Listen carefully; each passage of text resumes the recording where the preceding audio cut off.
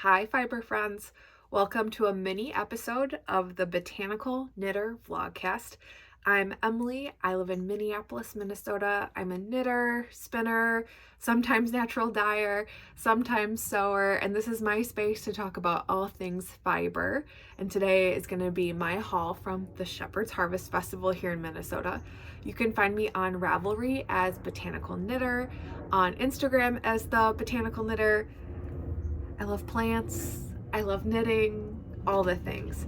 Before I get started about Shepherd's Harvest, I'll share that I'm wearing my Love Note sweater using Explorer knits and Rowan mohair held double. It's one of my short sleeve versions and I love it. So today is all about what I purchased in my experience and time at Shepherd's Harvest. Shepherd's Harvest is the largest sheep and wool festival in Minnesota. It always happens around Mother's Day every May. It's on a fairground outside of the Twin Cities. 2-day event. One day, Friday, is focused all on classes. I didn't do any classes, and I shopped all day Saturday to my heart's content. A group of us ended up going together and we got there before the fairgrounds opened so we could run in and get all the things, but it wasn't that vibe, so it was totally fine. I'm just gonna say that my computer's gonna be beeping. I apologize. I am in the midst of the end of legislative session, and so I'm waiting on a committee to get scheduled, which means I need to keep an eye on my laptop, so I'm just killing time before I have to run down to the Capitol. So apologies, but thank you for letting me multitask, so I'm not missing really important things for my job. Anyways, so Saturday we went to the Fiber Festival. We didn't go on Sunday. I was maybe thinking about going both days, but I didn't, and it actually worked out well. I was fully prepared to have to be at the Capitol on Saturday or to be able to go right first thing to Shepherd's Harvest and bring a change of clothes with me and then go to the Capitol. But I didn't have to work at all on Saturday, and then I ended up working almost all day Sunday. So it all worked out okay. The yarn fiber goddesses were looking down on me and they knew, like, they wanted me to spend money, right? That's how it goes. So I'm going to show you my haul, and then at the end of the video of me showing things, I'll drop in videos from the day. There were sheep. All of our fiber friends were there. Our yarn dyeing friends were there. It was a beautiful day to see people. I'll just say briefly that it made my day to have a couple people come up and be like, oh, I love your podcast, or like, oh, I follow you on Instagram. It still feels really weird because I don't know, it's just weird, right? Like, it's so exciting to know that people are watching me talk to myself. And it's always great to meet people in person because that's the whole point of this. All right, let's dig in. So my first purchase was not yarn, was not fiber, and it was an impulse. I will say generally, I went into Shepherd's Harvest knowing what I wanted to buy yarn for. My first purchase was this. It's a fanny pack so I can be cool like the kids. It's corduroy, has really pretty brass detailing, and face mask. Look at the fabric on the inside. So I loved this one. I can't remember the maker's name, but I'll drop their contact info below. They had gorgeous project bags too. So thrilled with this one, and it was super handy to have that all day. It made it very easy to find my debit card or cash and pull it out to make purchases. Made it probably too easy, but that's okay. All right, so my first yarny purchase of the day was at Fiber McIver. Fiber McIver, or Susie, she's an indie dyer here in Minnesota. I ran into her. She had lots of yarn on display during the shop hop, and I knew I wanted to buy some of her yarn. She had created this beautiful colorway, but had only dyed it on a sport base, and I knew I wanted to do a fingering weight colorwork sweater, either wanting to redo the Miss Arena or something else, and she very kindly offered to redo the colorway on a fingering base for me. Thank you, Susie. Well, she ended up making a glorious fade. So she did slightly darker purples. She ended with a lime green, and it took all my willpower to not buy the fade set. So here it is. Isn't it beautiful? So greens, speckles of orange, lilac, light purple, Very much my color palette. Love it. And I decided that I'm going to do a top that I saw someone wearing at Rhinebeck. Can't remember the name, can't remember the pattern. I'm gonna drop it in so you'll see it. The person I saw wearing it did it only in 2 colors instead of doing multiple colors for the color work section. And it looked stunning. And her main color was a variegated base too, with a tonal being the contrast color. So this is gonna be my combo. I think it's gonna be really pretty. Perfect spring, perfect summer. It is truly taking all my willpower to not cake this up and start swatching immediately. Yes, I swatch. I've had too many disasters and sadness. I don't think I'm better than anyone else for it, and I wish that my tension wasn't so loose. Otherwise, I would not swatch.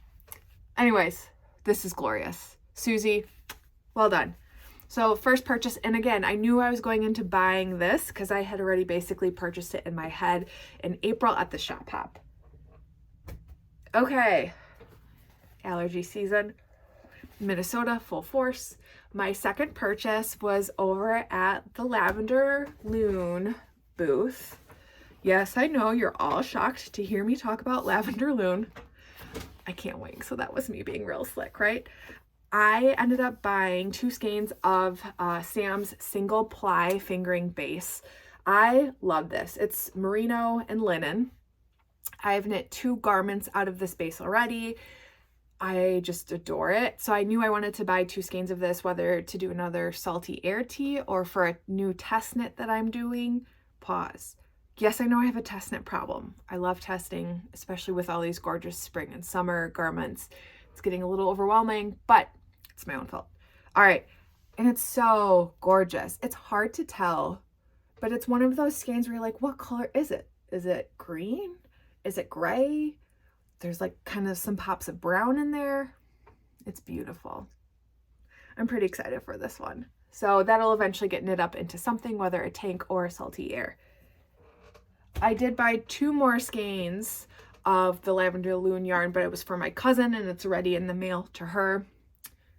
So, but that didn't count against my budget. All right. My next stop was, or my next purchase was for the pressed flowers pullover. I knew I wanted to spin. I wanted to spin, so I get sweater quantity amount of fiber to spin for a pressed flowers pullover. But then I went to this booth, Plaid Perch, and shifted my plans a little bit. I am so in love with this yarn.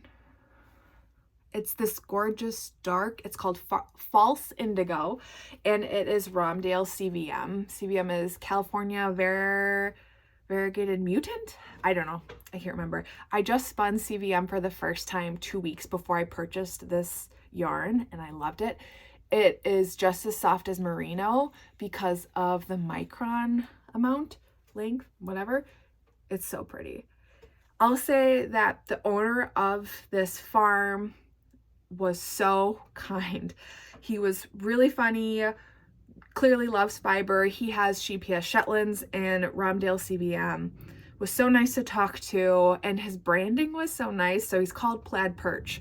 So everything was very plaid, kind of rustic, farmy. I was so impressed with the branding and the consistency of it. So I bought 4 skeins of this because I decided to make this my main color for the pressed flowers pullover. Then I decided that I would still spin for the contrast color. That's all of those gorgeous flowers.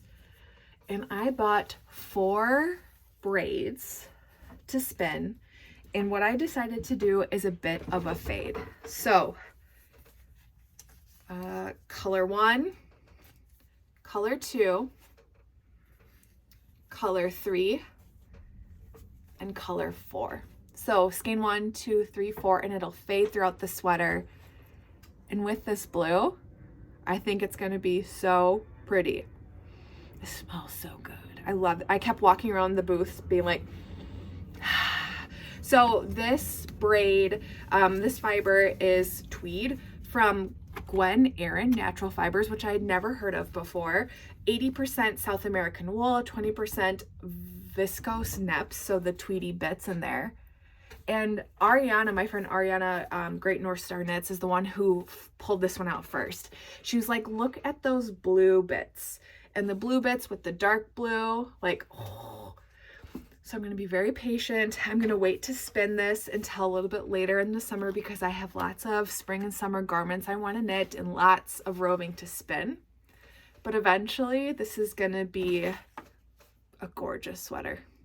I'm really excited for it. All right, anybody else just love to small fiber? Okay, that is all of my, well, I have a couple more, but those are all the things I knew I wanted to shop for. I also ended up buying a project bag. Did I need another one? No. When I told my mom, or I showed my mom, she was like, another project bag, huh? And I was like, it's just a thing, Mom. It's a knitter problem, right? Look how cute this is. So this is from Sarissa at Twisted Oak Farmstead. I just love everything she makes. I have several over the arm bags, but what I liked most about this one was its size. And get ready, a magnetic closure. It is completely reversible, so the inside is this really darling sheep fabric. I have 2 skeins in here already for a test knit, more to come on the next full episode, but it's a good bag. And then my last purchase was some fiber, or some fleece. This is totally new to me. I have not yet started a fleece, washed it, picked it, carded it. I've spun it and knit it, right, but not from the very beginning.